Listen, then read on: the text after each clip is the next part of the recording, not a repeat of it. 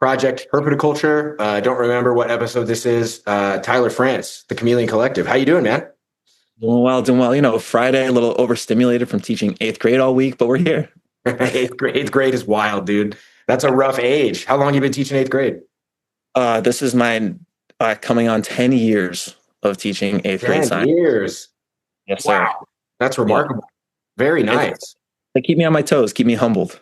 Okay, that's great. Super cool. Well, so can you tell me the way I want to start this out is I'd like to know how you fit into herpetoculture and sort of how that came to be a major fixture in your life. Like when did it start for you and how did it become what it is now?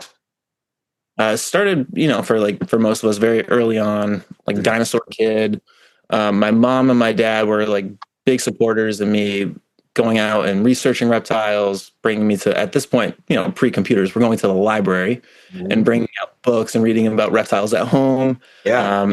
I grew up in Western Massachusetts, so we had black rat snakes, we had a lot of garter snakes, many different types of toads. Massachusetts. I was born in Connecticut. Oh, let's go. Okay. Not So we're far not from you, yeah. Not at all.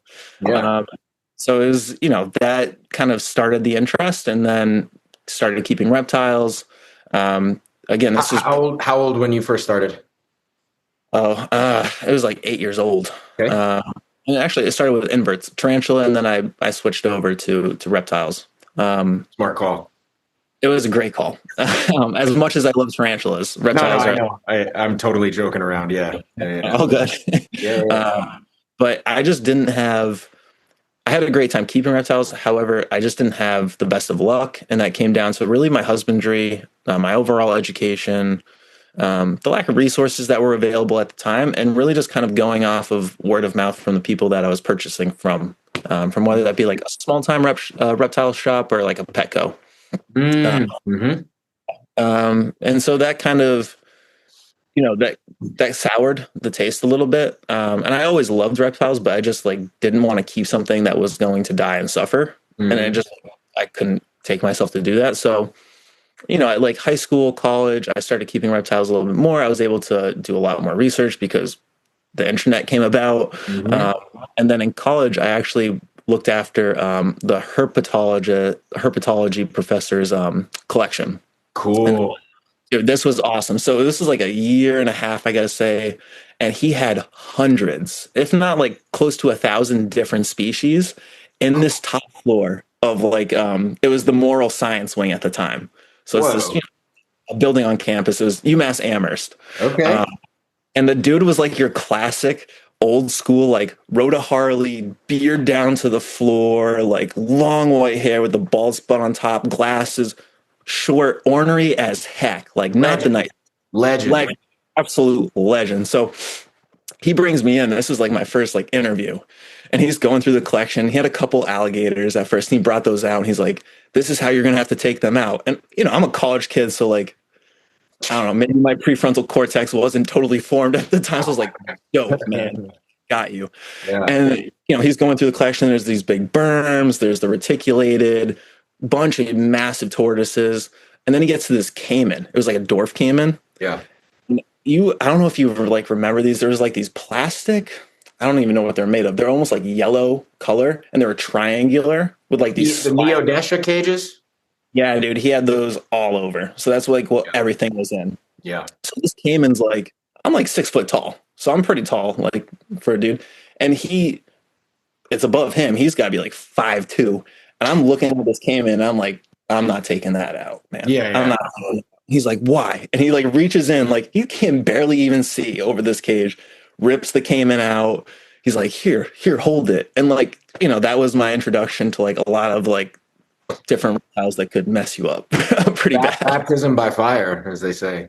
Oh, dude, he was a legend. Like I remember he had this 13 reticulated python in his classroom, and he was showing it to me. And at the time, like I would have to come in the evening times after class, and no one was around, and it was pretty close quarters. And again, like the snake wasn't defensive, but again, going in there, it wasn't handled a lot.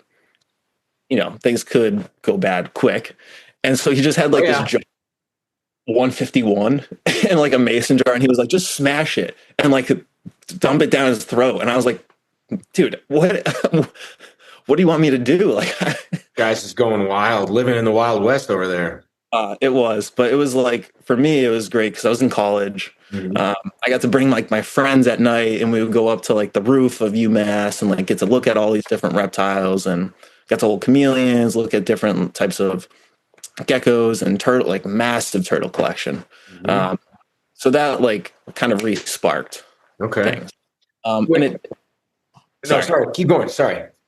I was just saying like in like a good way, but also in a more of an awareness of like seeing these animals in smaller enclosures. I Mhm. still like was like they're not thriving.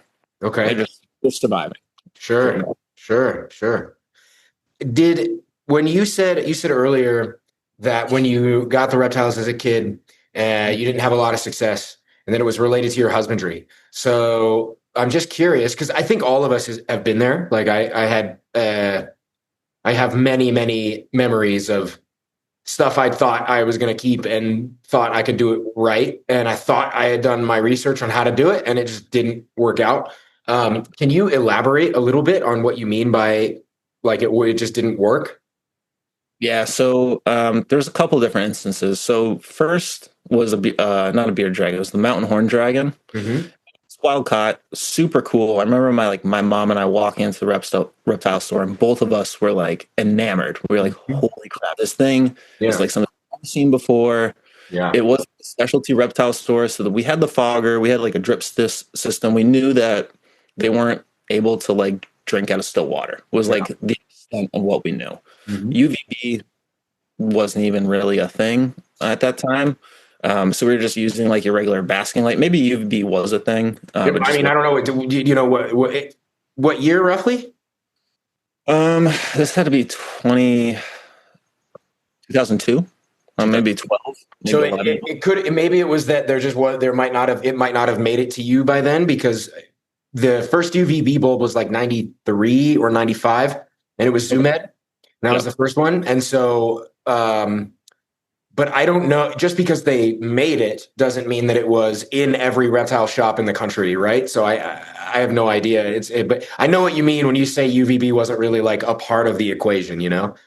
Yeah, and maybe I wasn't asking the right questions too. Like, for me, reptiles was a passion, but I liked Yeah. sports. I liked hanging out with friends, so it was like one of those things where like it was part of my life, but there were other parts of my life that I was also focused on. So like maybe I could have just done better research, honestly. Like it could have been on me, like to be real. um I mean, it's always the case for each of us, right? yeah, It's like okay. yeah, and it taught me a lot. Like the mountain horn dragon had some, I don't know if it was a calcification in its leg, but there was like a white lump that Uh, appeared in its leg. And we went to a vet. They did surgery. They tried to like put this second skin on it, and it was just kind of a mess. Like, whoa. yeah, my mom and I were like ended up hand feeding it and like constantly redressing its leg. Hmm. And after that mountain horn dragon passed, we tried to get a bearded dragon, but we felt, I don't know, we felt bad that we weren't able to care for this other mountain horn dragon. Yeah. We saw this bearded dragon with like its back legs not fully working, and we're Oh like, no. yeah, dude. And Shit. obviously MBD, like early signs. Yeah, I yeah. don't want to live that long. And that was just a lack of knowledge and like again research on us. We should have known. And so after that, we like went to like a older bearded dragon, and I like this was like the kind of like the cherry on top. We went to the pet store. They were like, we got this older bearded dragon in. This family dropped it off, and so we got the whole setup. We were like, this thing has been living forever. Like we're good. Like if Mhm. this doesn't make it, I'm done for a little while. That same day, I went to basketball practice. This was like I was probably 16, Oh 17. no. Came back Okay. dead. Oh no, dude. You got to be kidding me. Less than 3 hours, 4 hours of it being in the house, and we weren't like, again, it was in like my room, like the door, like there wasn't like anything going crazy that was happening around the environment. It just older beer dragon, maybe like the move itself from like the pet store and the constant like switching of homes. Sure. Um, and so honestly, dude, at that point, I was like, God, I was just done. I was like, Yeah. okay, um, You keep. mentioned you say that you said a couple of times like, "Oh, we should have known," kind of thing, and I got to push back on that. I don't think you should have, right? I mean, listen, like we all have had experiences in our life where, maybe we could have done a little better or whatever, but you don't know what you don't know, right? So, like, if you don't know where to find information on reptiles, and the only place you know to find it is at your local shop, and you're doing what they told you to do, Yeah. I I mean, you know what I mean? Like, it's going to be a different kind of person who says, this isn't enough. I have to figure out more. And they, take some of the next steps. It's Yep. different now, Yeah. right? Because now I can just ask ChatGPT and be Yeah. like, how the fuck do I care for, or excuse me, how the hell do I care for? I know you said that some of your students might watch, so I don't I want to be appreciate an asshole, but it's like, how do I care for a panther chameleon properly? Or right? Or who should I go to? Where do I find the best information? Now there's so many ways, whether it's AI or whether it's Facebook or Insta or whatever. You have lots of things that you can do that you can figure out. So but I had similar stuff. I have memories of your mother sounds like she was super supportive. My mother was super supportive, really, really, really supportive. And we tried everything. We had a tarantula, we had Cuban tree frogs, we had anoles, we had a boa, I had a praying mantis, I had red-eared slider, you name it, just kind of all green iguana, like through the whole thing. And I was always just so obsessed with these things. So, it, and you know, thankfully, we didn't. It wasn't until later that I had more catastrophic losses where it was like, oh my god, I can't believe I messed that up, or Yeah. whatever it was. Early on, the problem was that I never stuck with anything. So I'd have something for a few weeks, I'd get really bored, and then we'd take Yep. everything back to the shop and trade it in for something different, right? Yep. Yeah. And so, but which probably wasn't, obviously maybe my mom should have been like, you committed to this, you have to stick to this, but I mean, who am I to tell her how she should have parented me, right? But That's yeah, but it was it's an interesting place to be. So at any rate, so you have this experience with these experiences as a kid, and then you get into college and you meet this wild man who's keeping crazy amounts of animals in the attic of the college, right? So in the college attic. yep. Um, where does it go from there? Like what happens at that point? And dude, I can't even blame you for like the trading in because it was like to that extent, like it was the menagerie. It was like kind of like the zoo, like how Yeah. much or how many different species could you collect? Yeah. And like that was kind of like the role models, the people that I learned from was like, okay, we're gonna keep all of these different species. There's Mhm. not gonna be a real thought into like how the room is set up or Mhm. the environment and that all of these species inhabit. Like how are these all gonna correlate so that I can create almost a sustainable system Mhm. within the reptile room that you have. So I think for me, like going from that in college, Mhm. um, I moved to New York. I was teaching at the time. I started to have adult money, get Mhm. back into reptiles, and I was doing a little bit of inverts on the side too. But it got to the point where, like, dude, I ended up being the professor at UMass, but like at this small private school in New York. Okay. And my wife and I, we were very. It was a day school, and we were fortunate to get the apartment. It was an old house renovated into a school, and there was an apartment on the top floor. Okay. And post COVID, not many people were going up to the top floor for like music lessons, etc. So they gave us like extra space. And one There it terrible idea. is. And there it is. And so one of those spaces was like my reptile room. Okay. And so at the time, I had a red tail boa that was about 4 or 5 feet. I was watching a person's. This was like an albino. I believe it was an albino red tail boa. I don't think it was a berm.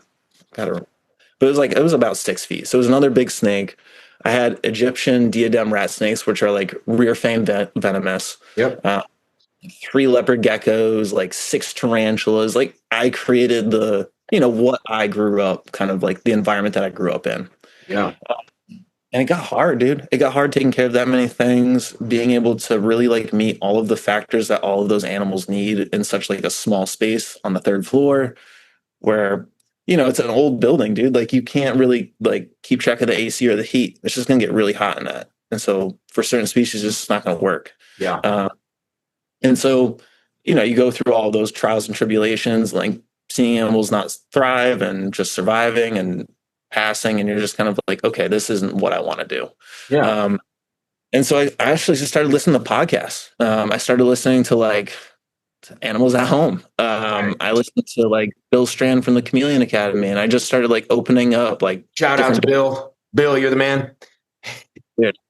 He and then like there was a one episode with TC Houston. Mhm. I forget who, it might have been on Animals at Home, and he was talking about like small batch breeding and like really getting into like the nitty gritty. And as like a science person, as a teacher, and like I love that. Like I'm like, Yeah. okay, speak more to this. Like, Yeah. and he was talking about how you like kind of look at like the small batch whiskey or like a Yeah. craft beer, like you are like fine tuning all of these little factors and like learning every little niche. And I was like, Yeah. that I was like, I'm gonna get with that.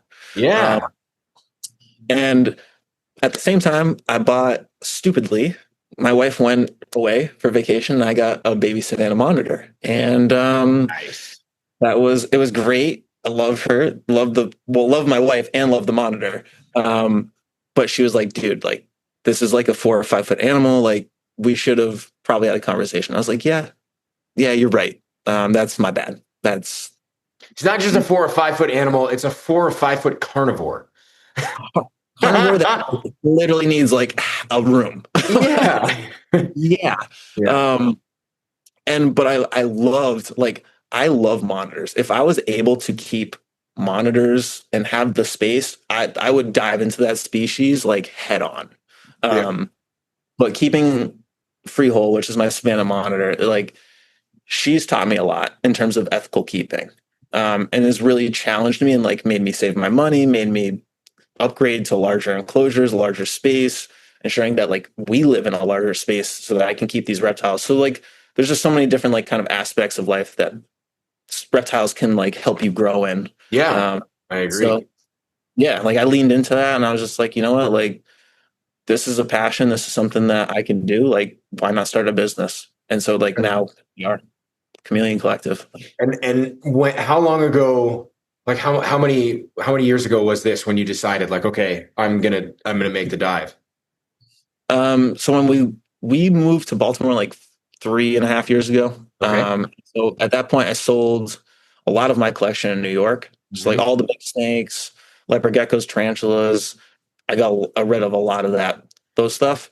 And so when I moved to Baltimore, it was really just like a couple leopard geckos, tarantulas, and even at that point, it was like a back thought. I was like, I Mhm. want to do a business. I don't know what reptile, but I really wanted to be like, I just wanted to be, what's the word? Like exact, but like there's a better word for it. Precise, Nice, intentional. Uh, intentional. yeah, with like the species I was going to breed. Uh, Hmm. and so that's when I really went down like the Bill Strand rabbit hole for like a year. Just listening Chameleon Academy, doing any research I could about different types of chameleons. That's when I stumbled across John Hill and his research with parasites and panther chameleons, and it was just like, okay, like I wanna I wanna try this out. Like Okay. I'm Yeah. willing to take the challenge on. Okay. So And your wife is pretty supportive of this? yeah, you know what, she's amazing. She's not a reptile person Yeah. by any means, but we have a really good relationship where like we just support each other's passions and hobbies, and it's just like, yeah, dude, if you're gonna be serious about this and like you're gonna still be able to pay half your rent, like or potentially pay more than half your rent one day with the Yeah. business, like Yeah. let's do this thing. Yeah, Uh, yeah, yeah. No, my wife is the same. She's not really a reptile person per se, but um has always found what I do really, really interesting. And like even from the jump, like when we first got together, she was just like, "Oh, that's so," she was like, "You do what?" And I was like, "Yeah, yeah, this thing." She's like, "That's so cool." And I was like, "Whoa, that's the reaction I wanted to hear, you know?" I was like, "All right, okay, cool. Like let's do it." you gotta love those partners, dude. Like Yeah. so, Yeah. I actually met my wife at UMass Amherst when I was working at the reptile room. Okay. Uh, and the first date, we didn't go directly to the reptile room, but we went. Like, I forgot where we went out. She's gonna kill me. I don't remember, but I remember her. Like we're in the elevator going up to the like the bait, like not the basement, but the top floor of Yeah, the UMass. attic. Yeah, the attic. And at this time, it's like one of those like like not warehouse, like kind of warehouse elevators where they take all the packages. And Yeah. so it's like padded and like It's shit inside. a freight elevator. Yes. And she looks at me, she's like, are you gonna kill me? And I was like, I promise I'm not. I'm just taking you to a reptile room, which You should have sounds just, even more sketchy. you should have just been like, not right now, not right now. Not right now. I promise. And then she got out the reptile room. She's like, this is amazing. Because you can't, Cool. dude. Like you're saying, you can't not look at reptiles and be like, okay, this is Yeah. pretty They're amazing. incredibly cool. Yeah. Yeah. Yeah. Okay. Well, so then, so what, so, when you made this decision to say, I want to make a business out of this, uh, and then you've also been, you talked a lot about, sort of like, the ethical side of things and, uh,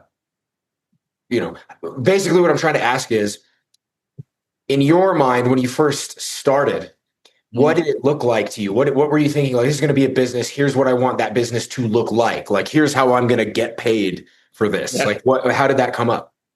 Or I mean, like, what rather, not how did it come up, but how, what were your initial thoughts about how that would actually look on the ground?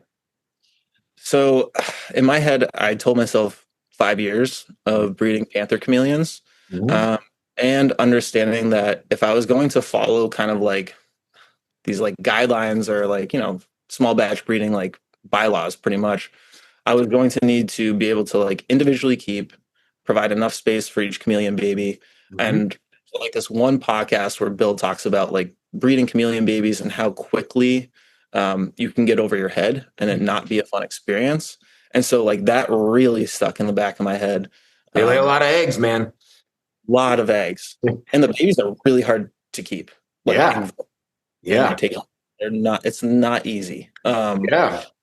And so, from that point, it was like, okay, I'm going to get this pair from John Hill. He was like my guy. Mhm. He actually like didn't live too far from where I am in Baltimore. So it was like one of those where I was like, oh, I can like go pick up this reptile, Yeah. talk, we form a relationship. And so like him and Frank at this point, like they should charge me consultant fees for how much I text them and being like, guys, I need help with this.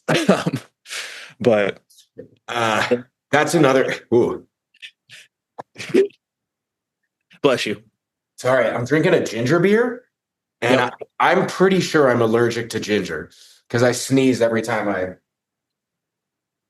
So, well, man, It just clears the sinuses. I got weak sinuses. I got the sinuses of a fucking 5-year-old or something, like super narrow sinus pathways. It's like Yeah, just a pop it real, up. it's a real problem. Well, so okay, but hold on there. So, uh, go back to the consulting thing because this is really interesting. Like, I think anyone who's been in this business or world long enough, I think all of us know that like a huge amount of our day is spent helping other people figure out what they're supposed to do, and you can, you say to yourself, well, I'm going to write a care guide. Right. So I remember I was like, all right, well, I'm not an expert, but like I have enough people asking me about euros. I'm going to like put out a care guide. And then it was, so then it was like, I'm going to put the care guide out because, um, you know, you, I'll elaborate on this a little bit further as I go along, but it's like you think it's going to save you time because you say, I'm going to write this care guide. And then anytime anybody asks me anything, I just recommend them to the care guide, and just be like, look, I'm happy to answer your question. It's right here. I've answered it right here, but inevitably, either maybe people missed whatever it was they were looking for in the guide. Maybe people feel like they don't want to take the time to go back and look and read it. Maybe it can sound dismissive when you say, I know you asked me a direct question, go read this thing. Right? Like the whole nine. And so what you end up doing if you're not maybe like a little callous or like jaded, is you end up really just giving away your time to people.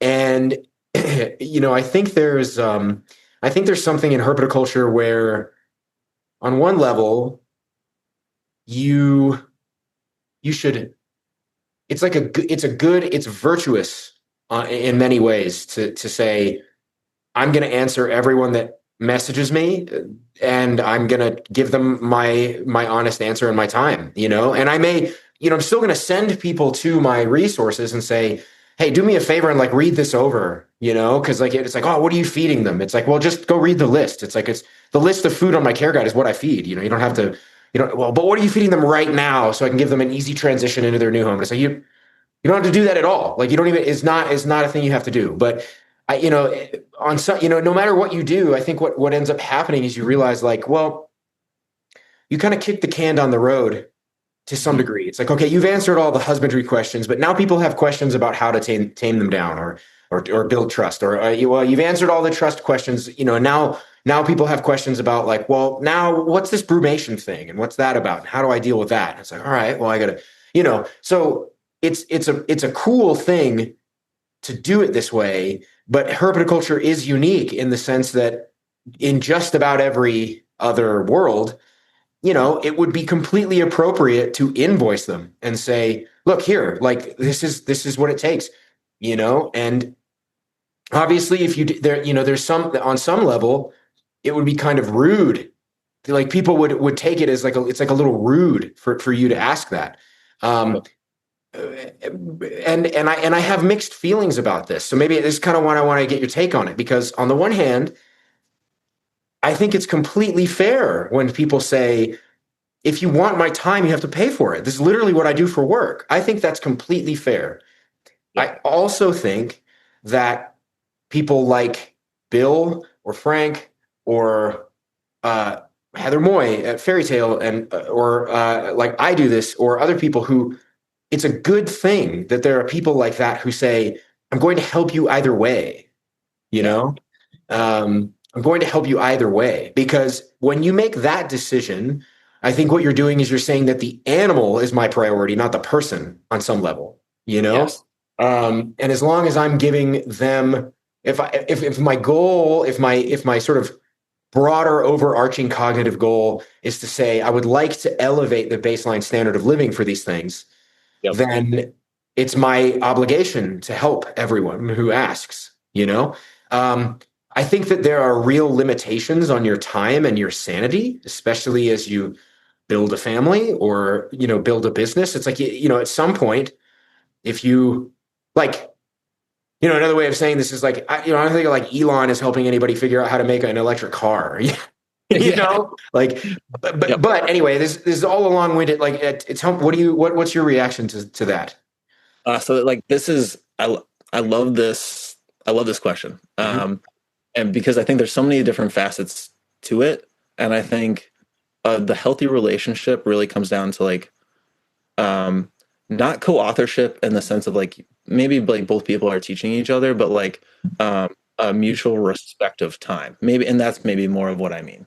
Yeah. Um, and so like at this point, like I'm fortunate, like both Frank and John are not far from me, and like we've developed a friendship where like I can text them, but like if I wasn't to be friends with them, like it would be more of like a formal email. And like Mhm. even if I text them, like they both have families. If they're not gonna get back to me, there's That's you can't fine. like you can't Yeah. like take that personally. It's like, dude, Yeah. there's other things going on that are Yeah. like it's not like a you thing. It's just Yeah. not. Yeah.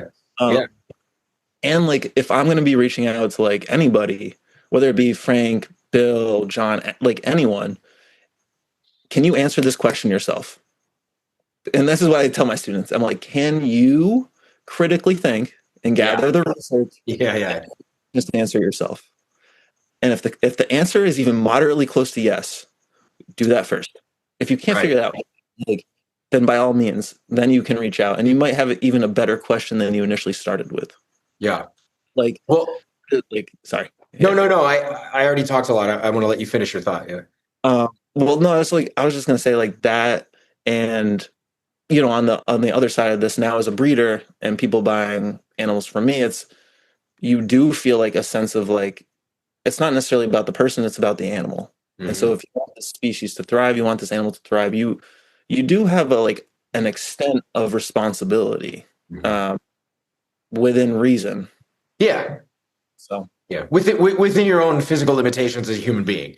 Right. exactly. Yeah. Yeah. So, I like what you said there because on some level, I think that even if what you're asking, even if like the question you ask your students, like, can you answer this yourself? So one thing I've done a lot of is I like to ask people what they think. So when they ask me a question, like, excuse me, There you for go. example, they might say, uh, what do you recommend for like a good base diet? And Mhm. I might say, okay, well, totally happy to answer your question, but before I do, let me just ask you, how do you think you might figure that out?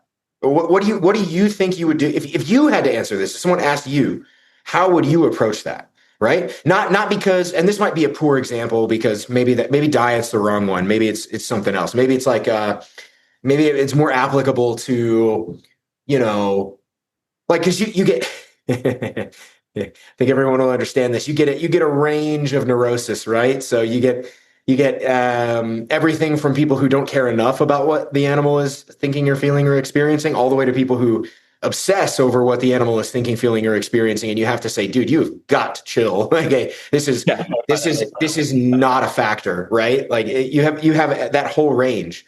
And I like to ask them, like, what do you think? Like, if you, how would you figure that out if you didn't have me to ask? Because you might be surprised how easy it is to actually find the answer. It's just not that complicated. And part of why I think this is the case is because, you know, uh, these are not like the whole point. Like part of what makes herpetoculture so interesting is that you are stepping into this completely alternate consciousness, right? So if you would like to know more about how that consciousness works, the way to do that is to think your way through it and to experience your way through it, not to just get an answer, just to get a canned answer. You really want to have a sense of like, well, good example, right? I have these San Esteban Island iguanas, right? The Tenosura conspicuosa, super cool spinies, like the cool, super cool, and I love them to death.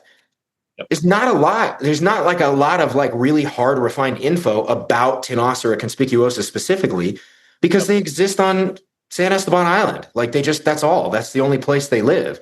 Now they may have overlaps with other spinies, and there may Yep. be a hybrid population that lives on the mainland because they escaped from the desert museum, right? All of that's true. But the the reality is that I don't have anyone to go ask about those things. So I have to go figure out those answers on my own.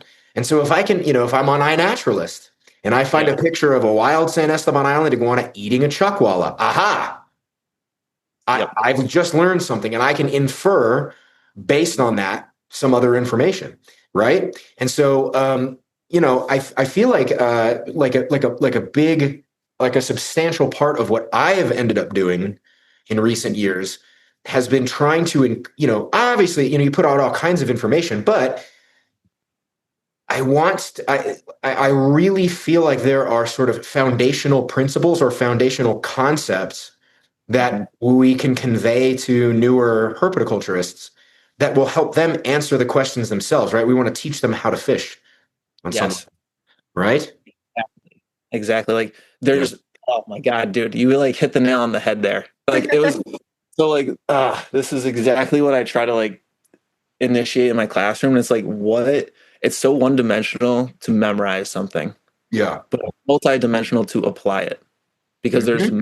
many different factors that need to happen in order for you to be successful in that application. Yeah. Actually requires knowledge and an Yeah. understanding. Right. Uh, Right. And like, I think at least from my end, some of this comes from the fact that I'm a jujitsu instructor, and this is a harder one because the the ability giving someone a principle or a foundational concept in a submission grappling sport can be pretty difficult sometimes, like you could just go for the submission. It's like that doesn't really mean anything. Like you could do anything, right? But if you say something like in this context, if you are uh if you're the one passing guard, for example, right? Like I don't know if you know anything about I'm a boxer. So You're a actually, boxer. I Ah, want to talk with you about this. no, this is great. No, boxing's awesome. So like another way, so this is perfect. So I talk to my students a lot about passing guard in the Yep. same way that you might think about boxing, in the sense that if I stand in the pocket with you Yeah. and we bang it out, like one of us probably gonna get knocked out because, but it might not, but it might be me, right? Yeah. Because I'm in the Yes. pocket and we're both vulnerable. But if I Yep. stay too far away, or if I'm far too close, well, now you're not gonna. It's not the case. You're not gonna knock me out anymore, right? Yep. It's just not the same thing. And so, I think that this is identical on some level to herpetoculture. It's not that difficult in my mind to say, uh, if you've kept a bearded dragon, you can probably keep almost any desert lizard and do fairly well. Yeah. Like it's not that different. It's not that complicated. They are quite different from one another. I don't mean to say that a bearded dragon and a Eurymastix and a Xenogama and a spiny-tailed iguana are the same by any stretch of the imagination. But if you understand why you're doing something, then you can apply that same conceptual thinking to anything else, right? Yep. Agreed. Yeah, okay. Okay, Uh, so yeah. yeah, So, go. I was done. I didn't want to. Yeah, no, it says so I wanted to talk a lot about not a lot, but I wanted to delve into the MMA thing because yeah. I saw that you were a Brazilian jiu-jitsu instructor, and so Mhm. boxing for me is like I'm like 11 months in, so I'm like coming Nice. up. Yeah, dude, it's great. I have my first point boxing tournament in like 2 weeks, so it'll be my Hey, first like really competitive, jump towards hell amateur. yeah. Yeah, dude, great. But yeah, like staying in that pocket and like just being uncomfortable, but like also being okay with that Mhm. and just allowing yourself to just relax and like I don't know. This can kind of get a little bit heady, but No, good. there That's the whole point. there's so many ways that like herpetoculture and keeping and breeding can like punch you, Yeah, and it can come in so many different forms when you're either ready or not ready for yeah. it. Sometimes it's a dick punch. Right? Dude, that happened to one of my baby chameleons got eaten by a spider in my basement. And I was like, it was one of my favorite. Like, I was like, this baby is one that I'll probably keep one Whoa. day. And it was like, it was in the web, like strung up. And just, I was like, no. Like, I heard this was the thing, but it didn't actually like, and it's like, those like punches where you're just like, what the hell was that? Like, Wow. and you just gotta keep moving. Like, okay, what are you gonna sit there and like, cry and like not keep chameleons anymore? Like, no, okay. Like now you just got to go through the basement every week Yeah. and vacuum every spider you see, go through the Yeah. enclosure. You just got to work harder. That's crazy. Dude, I was like, I cannot. I was so pissed. I love spiders. I was Yeah. all on team spider, and my wife was like, "You got to kill the spiders." I was like, "No," and now got to switch sides. I'm sorry, guys. I'm sorry. Listen, man, the arachnids, they're a real problem sometimes. No, I don't want them to That's be. crazy. Well, Yeah. so yes, I mean, even just conceptually, the idea in whether it's jujitsu or boxing or wrestling or anything, the willingness to take a risk, Mhm. and I think that people feel uncomfortable when I say that with a living animal because they think, oh, like you don't want to take a risk and kill it. And it's like, yeah, I'm not talking about existential risks. You Yeah. know what I'm saying? I'm just saying, like, for example, uh, there might be a plant that grows outside, and maybe I can't identify it, and maybe it's a little goofy, and maybe there's like a minor risk, but like a Yep. single flower or a single leaf of like a semi-toxic plant, it's not going to kill anything, it's not gonna hurt them, and if they eat it, Mhm. well, I mean, obviously you have examples of this, like fireflies, like stuff will Yeah.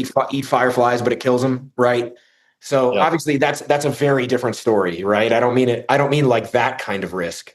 Um, Yep. but like the risk I'm thinking of is like, oh, I saw a video of somebody feeding their hingeback tortoises giant African millipedes. Well, I know millipedes secrete defensive chemicals, right? Yep. And but the animals know what they're doing. Like they know what that is. They know what that millipede is. They live in the leaf litter. Like, you know what I mean? Like Yeah. that Yeah. tortoise is no, he's like, oh, this is dinner. Like, good. you I'm gonna know, roll this around for a while, let it excrete all of that toxin, let and it I'm gonna. go, or like whatever it is. So I think there's really something there. I think there's something really valuable in the willingness to take mild risks, ones that, Yeah, I mean, people think, sometimes people think like putting your bearded dragon on sand is a risk. You know yeah, what I mean? It's not a risk, bro. So, maybe there's some issues with how one interprets or calculates risk, right? yeah. Maybe that's like a different conversation. Yeah, go ahead. Give me some reactions to that, and then I got more. So I was gonna say like so I used to, yeah, I guess like I needed like all the data. Like I wanted the quantitative data. I wanted numbers, and I wanted like exact ranges. Mhm. And now, like keeping and breeding for a little while now, it's like yes, and you don't necessarily need the thermometers in the cage. Like I've stopped. I can't remember the last time I measured the basking sites for my animals. Like I got a solar meter, and I'll check the UVB bulbs and make Yeah, sure those are good. Like every once in a while, like temp gun. But yeah, at that point, like you're just going based off like how the animal looks. Like, is it looking yeah, dehydrated?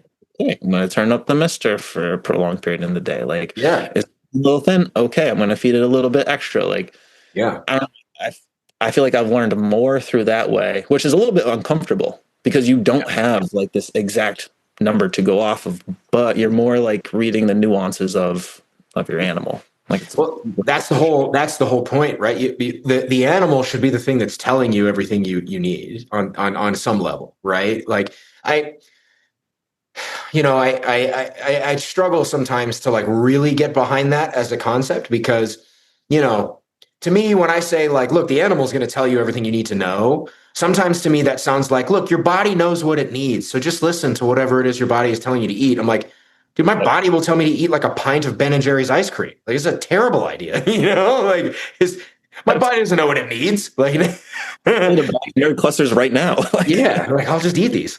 So, like, why wouldn't I? My body knows. My body yeah. knows, right? Yep. Um, like our animals are just as liable to get addicted to things, right? Like my Xenogama, they would very much prefer to eat wax and butterworms every day over anything else. Sure. But that's not the thing that's going to keep them well, right? So obviously uh you need what would you call it? Like you need some guidelines in place, some Yeah. basic foundational concepts that can help you understand where you're going, right? But at the end of the day, let's even take something like UVB or supplementation, right? We Yep. blanket these things. But you mean Mhm. to tell me that like a day gecko has the same supplementation requirements as a spiny-tailed iguana or a panther chameleon or a Eurymastix? There's no chance in hell. There's no way. Yeah. It's a completely different creature, with different constraints, different lifestyles. It's just not possible that they need the same thing, or so when people say that, oh, like Euromastics, like they can't have too much protein. I'm like, how do you know that? Like what are you basing that off of, right? Like, that's the case where I'm like, show me the data. Show me the Yeah. data to what you mean they can't have mealworms. You crazy? Like they, you know? Yeah. Yeah, sorry, I'll let you get Uh, started in here. you made me think of it as like the guy. Oh, maybe I got it wrong, but like the guidelines are more like the training wheels. Like those care sheets are like the training wheels to help you really Right. kind of get going. And once you got your balance, once you understand like course of direction, how to turn the bike, how Mhm. to move your body, how to supplement your animals, what UVB light you need, etc. Like it's once you have it, you don't kind of like you don't lose it. Sure. Right. Right. Exactly. Yeah. Yeah. That's right. You don't lose that stuff. Right. Right. Well, so I'd like to backtrack just a little bit and talk a little bit more specifically about what you do right now. So, obviously we got it's Chameleon Collective, right? So I know you have chameleons, but Yep. also for those who follow you, they'll know that you put out a lot of informational content too, Yep. and so how would you describe what you do right now? And Mhm. then what is it that you see? Where do you see this going for you in the next 5 to 10, say? Okay, so I guess on the breeding standpoint, I told myself 5 years breeding panther chameleons. I really wanted to produce just like really beautiful, healthy chameleon babies. Mhm. And whether they be yellow body blue bar, red body blue bar, rainbow, like it mattered a little bit, but it didn't matter too much in terms of like coloration. I understood that once I was getting into panther chameleons, they carry a price tag, and that like also was a business decision. Like any outside of like the Honelli, which we'll talk about that later, but like the Photostombara and panther chameleons, they carry a high price tag. They're like Yeah. a so they're not a cheap animal. Yeah. Yeah. Yeah. Yeah. Yeah. And they So shouldn't from, be. from Yeah, I don't believe in cheap animals. Yeah, it's not my. no, I agree, and that's why we can get on the Honelli in a second. But like, so on that point, I'm focused in there. The Kafoston bar was cool because they're critically endangered. It could be a genetic preservation project. They're also like super easy to breed. They're actually one of my favorite animal like reptiles I've kept. Just like Really? oh, they're so cool. They're small. Yeah. They Oh, I know what they are for sure. I don't. I know nothing about their husbandry. they just I mean husbandry wise, they're pretty easy. It's a tropical climate. You keep like a relative humidity, kind of like a chameleon, but the basking temp maybe at most gets like 80 degrees. Hmm. Um, they give live birth. The female and male can live together. The female gives birth every 3 months. So they're just a pretty easy species to like breed and keep. Are they Uh, short lived? I don't know that too much. I felt like the lifespan was 8 years, but I got to go back honestly That's and not. check. Yeah, that's like. Yeah, you know. Yeah. But I It reminds me. They remind me of Brachysia somehow. there's like just the way that the detail in their Yeah. yeah. Yeah. Yeah. I'm glad it Um, didn't seem crazy to you. I was like, this seems. I'm going to say this, and people are going to be like, "You're dumb, bro." no, they're like those weird forest dwelling aliens. That's what they are. They're like I weird forest dwelling aliens. love it. Okay. Yeah. All right. And so, for me, on that end, that's cool. I'm going to sell those online. I'm going to sell those to people that I know. I love going to reptile shows. I don't always love being at them. Mm-hmm. And it's a love-hate relationship. Like I understand the importance in the industry. I Mm-hmm. think there's some phenomenal breeders. There are really like great educational opportunities for people that are going to them. Um, and in the same hand, there's a lot of importing that's done. There's a lot of impulse buying. And people will go that generally don't know how to take care of a reptile and might walk away with something that needs a lot more care than they can give that animal. So I think from that and like a parasite standpoint and just like health and wellness of reptiles there and at home, there's just like a lot of things that I would love to help contribute to like the evolution of. Um, and so I was thinking of Chameleon Collective and what is going to be my purpose in the community. Yeah, I'm going to be breeding ethically bred, or like I'm going to be breeding ethically kept reptiles. Mm-hmm. Um, and I'm going to be a role model in that. But from like a person to person standpoint, I'm an eighth grade teacher. Again, I don't have a doctorate. I don't have a master's.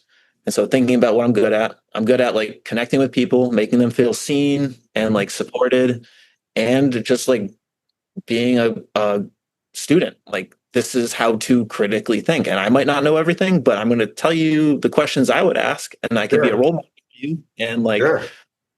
I'm not successful in everything, but like I've gotten to this point now where, I've been intentional. Like I've been intentional with the teachers and mentors I've picked. Like Mm-hmm. I listened to Bill for a long time before I reached out to Bill, and I was like, hey, like this is a person I want to form a relationship with. Same with John, like same with Frank. Like all those are individuals that I was like, no, like I actually like I'd stand behind this person and like Yeah. Oh yeah. Definitely. um Keep going. I'm just going to pop this light back on now that all my lights are starting to click off. you're good. So from that standpoint, I felt like I had enough people in my corner to learn from Mm-hmm. and to be supportive.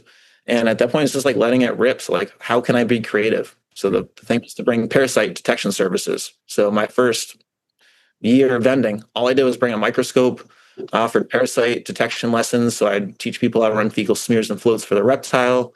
I would of course run tests for them if they wanted to at like $30 a rate. Um, Okay.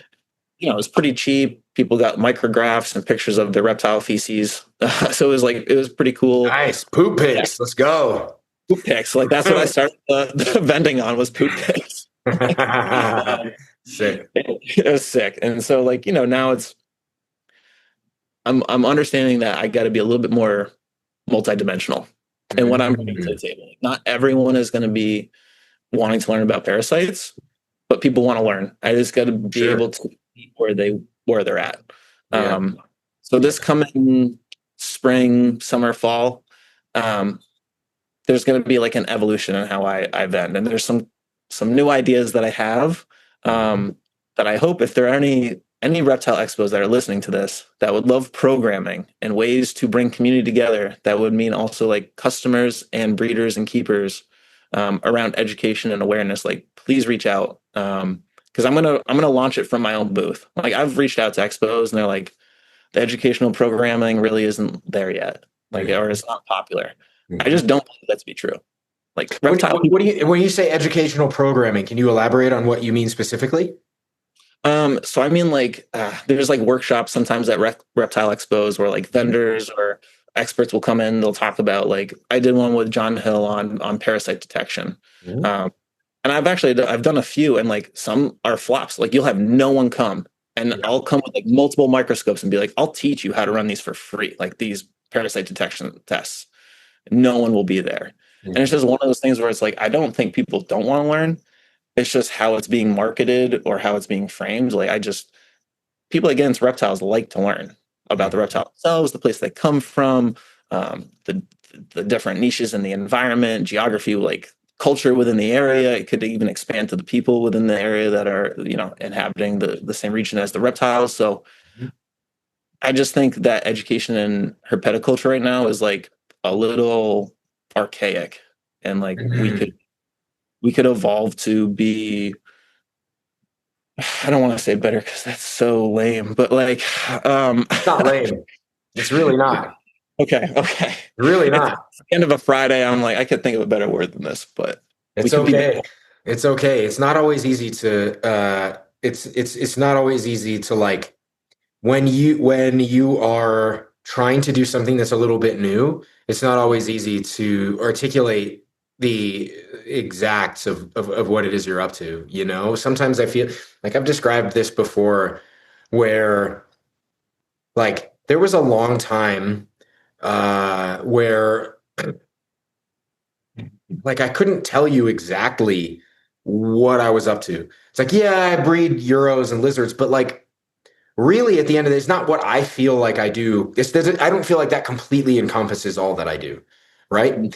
And and I think the way I've described it in the past is like I don't do well with very specific, clear goals.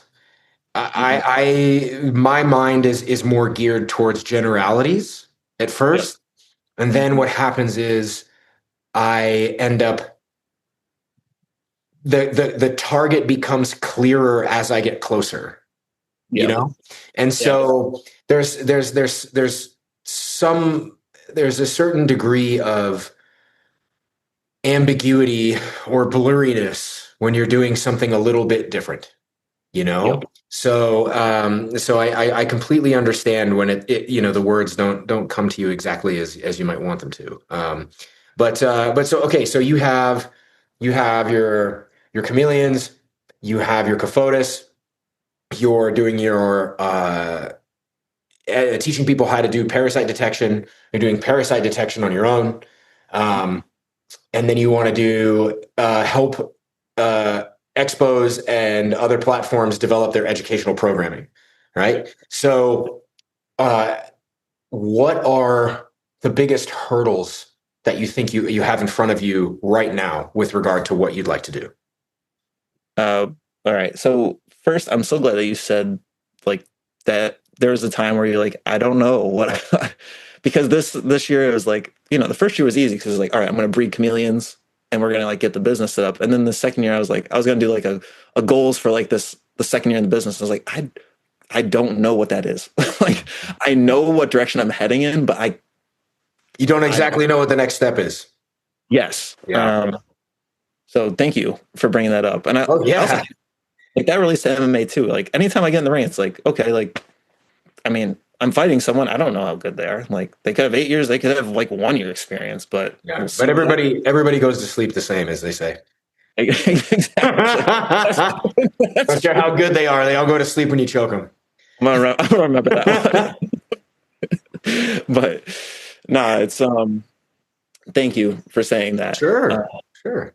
Yeah, and I what was the second part of that? Sorry, I just The that second one. part of that is like, what do you think? What are the hurdles that you feel? What do you think are like the biggest hurdles in front of you that maybe between where you are now and where you'd like to see yourself in a few years? Like, what are the things that you feel like are kind of impeding that, if at all? Or maybe there's not anything. It's just time. I'm just curious. You know?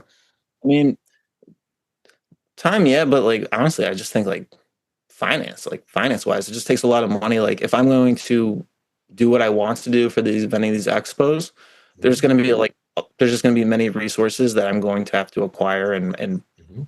bring and print out and prepare and um, so all that just honestly just takes a lot of money to run a business. Yeah, um, and yeah. so like I think about really advancing. It's like it comes down to that, and so it's like okay, I get these chameleons sold, put some money back into the business so then I can, advance it further. I would say like that's one of the bigger hurdles. The other is as much as the herpetoculture community has been moving forward, I think there are some areas that like are slow. Like, And like what? Tell me. I mean, one would just be like the reptile expos. I feel like everyone I reach out to, I'm like, they just don't even. I would be like, I will set up the educational programming for free. And it's not like I have not done programming. I've run summer camps myself. Like, I set up my own curriculum. So like, I have background in being able to teach people, bring people to the table, and have them have fun. Yeah, Um, I just want to let someone to give me the chance and let me rip. Like, um, yeah. because I have I have the connections. I know people are gonna like feel seen and heard, Mhm. and it's just like getting that opportunity. And that's where like I am at this point. I'm like, you know what? If I'm not going to be able to get the opportunity at a show right now, which is fine. Like people don't know me.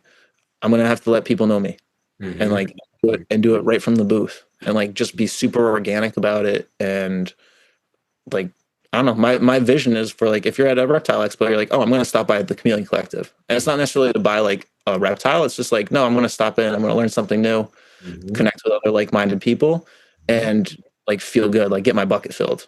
Mhm. Mhm. So, Yeah, um, yeah. And you know, I think it's kind of funny that you mentioned the sort of feeling like it's just not like maybe folks just maybe you said something to the effect of like maybe just I'm just not known enough or something like that, right? Or it's just the following isn't big enough, right? yeah. It's kind of funny because I feel that way, but in a lot of ways. And what I mean by that is um, there was a time, not maybe 2 3 years ago, or in the last 2 to 3 years, Mhm. where I was like, like obviously I love breeding the animals and making that a big part of what I do.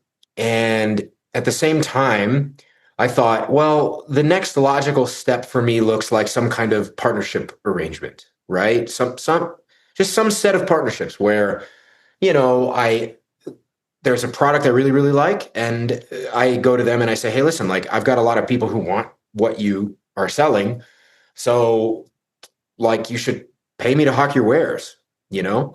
And I thought this was going to be kind of like the thing that would help elevate the work on some level. It's like, well, that's a way of getting, because even though the production of reptiles is something that I enjoy, and so far that has been the main thrust of what I do is just breed and sell, and there's nothing wrong with that. But I don't want that to be the only or even primary thing that I make money from because it's a lot of stress and I don't like transferring that pressure to the animals necessarily. And thankfully, like it's never really been quite like that. It's not like I'm I've never felt any pressure to like overbreed anything or like take it to, some sort of unsustainable direction. But Yep. you want to get these situations where you feel like people see what you're up to, recognize the value there, and then allow you to you want to like put you want to be able to put your weights on the scale in a way that helps you build what you're doing. And uh I have something like just south, like literally just shy of 20K followers on Instagram, and it feels like nothing on some level compared to um, some of these guys who have 500,000, 2 million people who pay attention to what they do on the socials. And Yeah. frankly, um, I don't want to name anybody in particular because there's a lot of people who have huge followings who I really admire, people who I really like a lot, like Armin at Herp Time. I really like Armin a lot. Great guy, wonderful human being, huge following, great dude, right? But what I will say is that there's a difference. I think there's a pretty clear, distinct difference between the kind of things you see from people with massive followings and the Yep. kinds of things you see from people with smaller followings. You know, and I don't think the two things are mutually exclusive in any way. I think you Yep. can have extremely high quality content and a lot of people paying attention to what you do, right? Yep. It might take a little longer to get to, some kind of critical mass, but if it's a more organic and you're not developing your following on sensationalism, right? And again, just to be clear, I'm not talking about Armin. Armin's rad, right? Armin knows this. He's been on the show. He's a great guy. So like, it's not like that at all. I don't mean it. I just, Yep. it's close in the conversation. I just don't want anybody to like misconstrue what I'm saying at all. But like the, it can be hard when you know inherently, like I can tell that inherently that you have something valuable to provide there. And it's just like why do you not see this? Like how come I can't get this across? You know? Yeah. And I think it's one of those things that like once it's not gonna happen until it happens. And it's such a stupid way of looking at it. It's like, yeah, no shit, ding dong. Like I know. Really, But like, it's the kind of thing that like I don't think I think until you just got to keep like hammering away. yeah. You said you've been boxing for like a year, coming up on a year. Is that right? I've been doing Brazilian Jiu-Jitsu. This is my 19th year. Yeah. Like this December I'm eligible for the third degree on my black belt, which is like it's 3 years between degrees, bro. I've been a black belt for 9 years. Like it's the weirdest. That's weird. It makes me uncomfortable. But what I Like, can say, there's something about the process of, when you're participating in a hard physical sport, what you realize is like at some point you recognize that really most of your time is beating your head against the wall until it breaks, until the wall breaks down. You're basically just you're going in the same groove over and over and over and over and over until something gives, you yep. know? And so don't don't get discouraged. Don't stop. It's hard to do, and Yep. it's difficult in the moment when you feel like you're not getting the response that you want, But I can tell you, what I can say is that, when did you say you moved to Baltimore? It was like 3.5 years ago, is what you said? Yeah. That's not that much time now, like like I would be willing to bet hard money that by the time you say I've been doing this for 5 years or 8 years, Yeah. you'll probably have more, there's probably more reaction. And not because you haven't, it's not, I don't mean to, I'm not saying you're a newbie. That's not what I'm saying at all. I I'm am. just, well, I, I don't know. I think if you're breeding chameleons and Cofotis with any regularity, newbie is not necessarily the term I would throw down. But the point is just that sometimes it takes a long time to have the right person or the right organization see the value in what you've got, you know. So I don't know. Take that for what it's worth, I guess. Oh. No, it's for someone that like, and I say newbie, but like, and just like from a business sense, Hmm. like I've only this is coming up on 2 years as a business, and Okay. like you're saying, like, and this is what Frank tells me too. It's like time is the most precious thing like you can give yourself, and like consistency, and Mm. so, and I think that's I feel like you're kind of like the same mindset where like that competitiveness Yeah. on like a multiple different types of levels, but also like in self. Yeah. And I don't know. I look at it like in boxing when like I'm doing some just shit like the burnouts, like last 10 minutes of the workout. I call it like in the mud, like, and you gotta like love those moments of just being in the mud. And so Yeah. like reptile keeper, I'm trying to make myself love those moments, even though they suck. They Yeah. teach about yourself. Yeah. Well, I had lunch yesterday with a guy, a really great dude, Brian at Rubber Ducky Isopods. You familiar with Rubber Ducky by chance? I've heard of them. He's a great Yeah. guy. Yeah. So, anyway, so we had lunch and we were just talking about various stuff related to the businesses that we're in and what, kind of the things we want to do.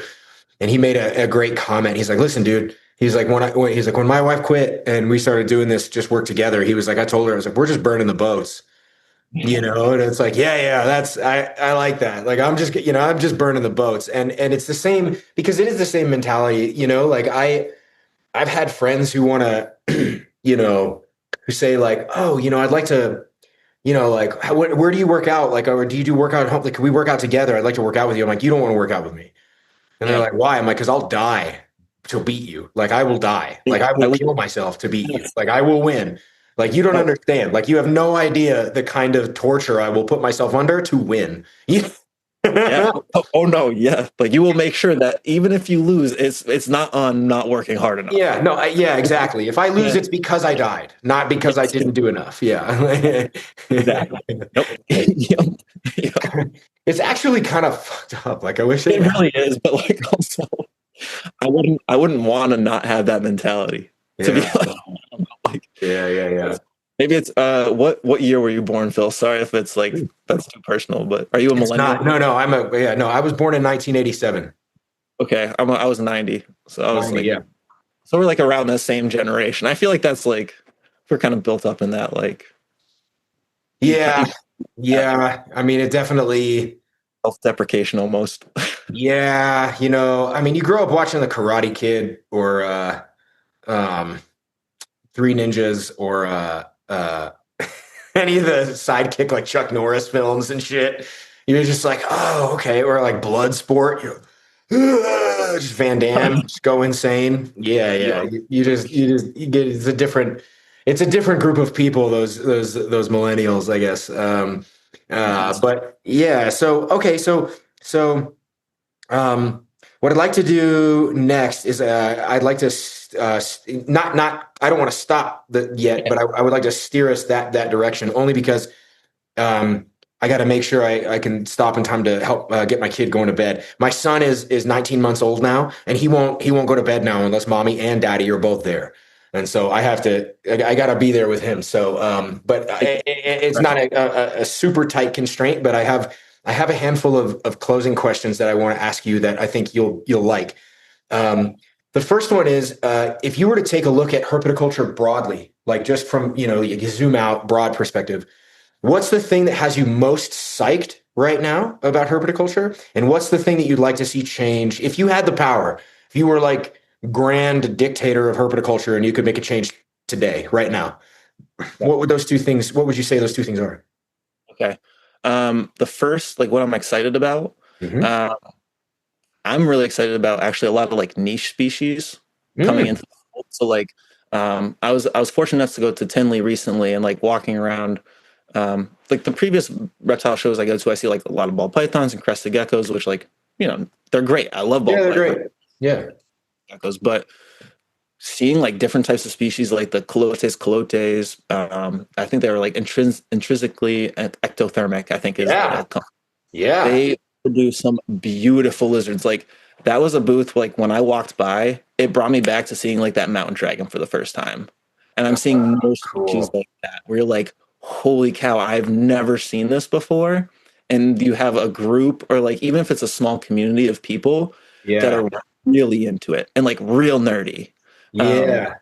and that's also because of like where technology has come in herpetoculture. Mm. And to my second point, which we need to evolve our technology in herpetoculture. Yeah, And I agree. like I love what Arcadia is doing, but their luminized lights are killing me out here. They're Yeah. killing me. Yeah. Like, love the idea, but I cannot come down to my basement at 2 a.m. and have these lights on. And like I have no way to like fix the app. There's no upgrade. It's just is. Well, can I just listen, I too am I have used Arcadia products for 15 years, right? Yep. For a long time, they were the primary UVB that I use. I use Reptile Systems UVB now. For a long time, they were the halogens I use. I use Reptile Systems halogens, the eco halogens now. Occasionally, I'll feed them the Arcadia Optimized 52. I use Arcadia supplementation. As well as Rapashi. Alan is the man. Like it's fine. But my beef with the Luminize is, the whole concept is, oh, we're going to have a sunrise sunset feature. Yep. Okay, this is fine, except our lights are dog shit compared to the sun. So in other Yeah. words, what you're telling me is the maximum output I can get is just going to be minimized. Yeah. Just minimized. I'm not saying it doesn't have application or utility, Yep. but it's not the catch-all. It's not a catch-all by any stretch of the imagination, right? No. Yeah, yeah. It's great. In In practice, theory, it's like communism. In theory, I'm just, I was just joking around. we're getting political here, Phil. Yeah, no, I know. I You're like good. to. I really like to joke and talk shit. I know. It's just what I do. Yeah, it's who I am as a human being. Okay, it's just the way it is.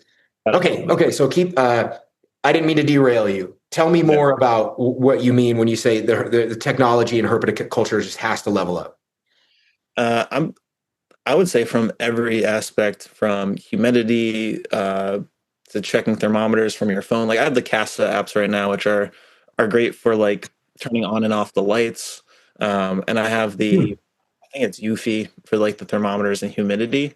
But if you're not in the room, you're not able to actually monitor the humidity and temperature unless you're Really? like, at least for me, like I just have not been able to sync the Mm. ice.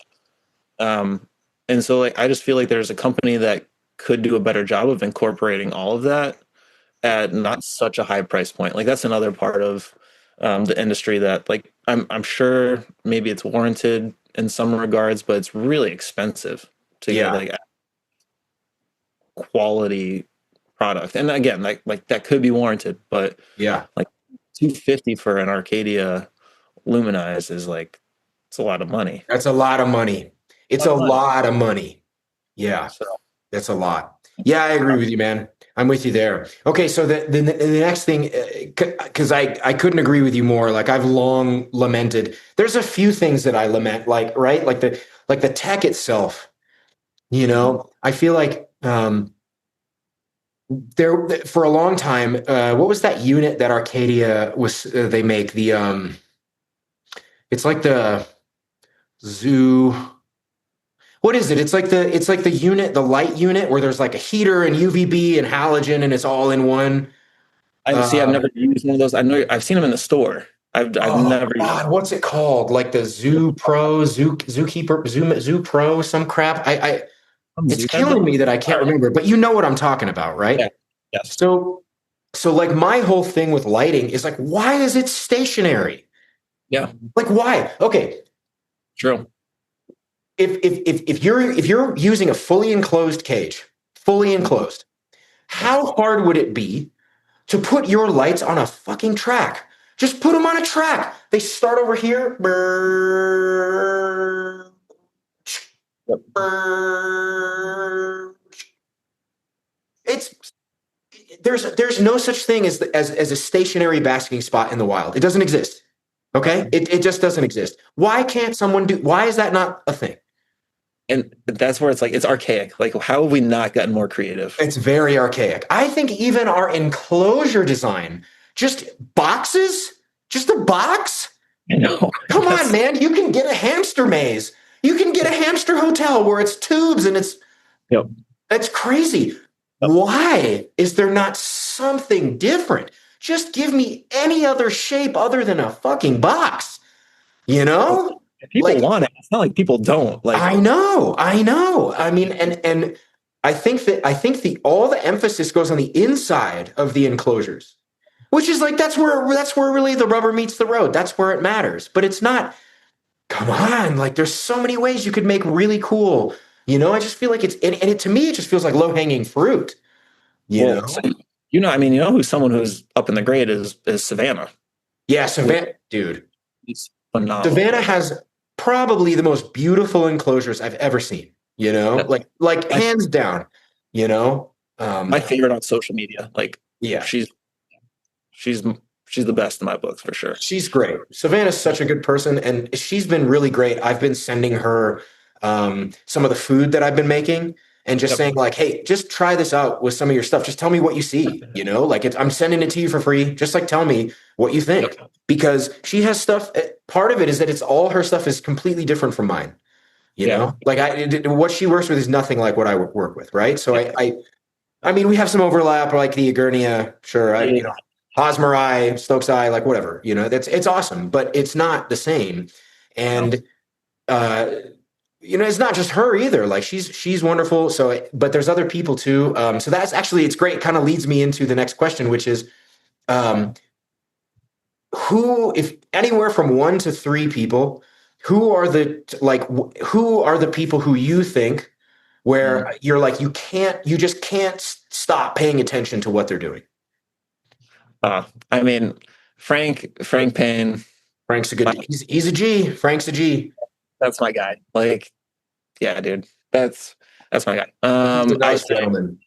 he really is.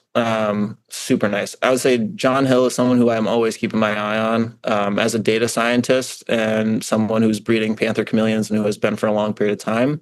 He's someone like if he's putting out a study or some observational data that he's acquired, he's someone I'm gonna listen to. Pretty rigorous. Yes, very. And then I feel bad only eliminating it to 3, but I would say Bill. You can go more than 3 if you want. That's fine. Go for it. Give me 5. I don't care.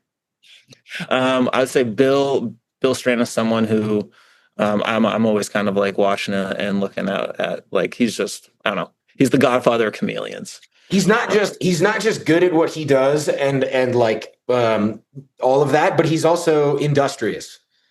Yes. And I feel like you don't always get those two things mixed together. You don't always get the mix of industrious and like a craftsman, Yes. Those two things don't always go together. No. And he like I mean, I know he's super busy, so he like isn't always going to be able to respond, but when he does, he's always so thoughtful in what he is saying to you. And yeah, like, did you hear his podcast that me and Roy did with him on this show? What year was it? Recent? Oh no, this was 2023. Oh, I'm sure I've listened to that. I'm sure probably at least twice. I've listened to them. Like, dude, he cried. He cried on the show. He was like, he's just so passionate about what he does. He cried. I'm like, this guy's amazing. Like he is such a sweet guy. I really need to reach out with him and do another one because he's just such a good guy doing such cool stuff. Okay. He is the community that he has created in like the chameleon world is everyone is so nice and like respectful of one another. I'm sure we all have very different viewpoints. And it's not the same as Facebook because Facebook is like a nightmare, right? Is a nightmare. No, like when you step onto the Chameleon Academy like forum campus, he calls it, everyone is very like-minded in their approach. I wouldn't say like-minded, but I would say open to learning more. Like-minded right. that. Right. And just super passionate. Like everyone's so nice. You post the picture and you're like, hey, I need help with this. No one's gonna bash you. People are gonna be like, this is what you can do to help. Like it's just, I don't know. He's the leader of it. So like it stems from he sets the tone of that culture. 100%. Yeah. I have a lot of respect and admiration for Bill. It's a good guy. He is. That's great. Yeah. And then Savannah, who has been like, she's someone who I respect because she's not like she's not a yes person. She's Like not. she's very like okay with just like stating like her side or just facts. Like she's so Yeah. knowledgeable. Yeah. And just like not necessarily playing devil's advocate, but like, just like asking the other side. And not Yeah. even from the point of like she's even for that side. She just wants to know. Like, and I Mhm. think that person, if you have that person on your team, you need that person. Like you need She's that she's person. she's very non-combative. Yes. Yep. Yeah. Yes. Great. Um, Uh, the person who comes to mind for me is Dean Missimer of Dragon Hoppers. You know Dean? so I got to meet him a couple Dude, months ago. Actually, he was in Baltimore. Dean is the man. So nice. I really like Dean because like he's a guy who I could say. So he's been on the show, and Yep. I do talk with Dean with some regularity, but I don't know anybody else who looked at a legitimate problem in herpetoculture and was like, "Oh, I have a solution." You know, Yeah. you Very know, successful solution. yeah. Like I feel like the last time that happened was UVB bulbs. Or Yep. or I guess you could argue that there were other, the introduction of roaches or isopods into the trade. Maybe that's like a way one, you might look at that, or perhaps the introduction of supplementation or something like this, right?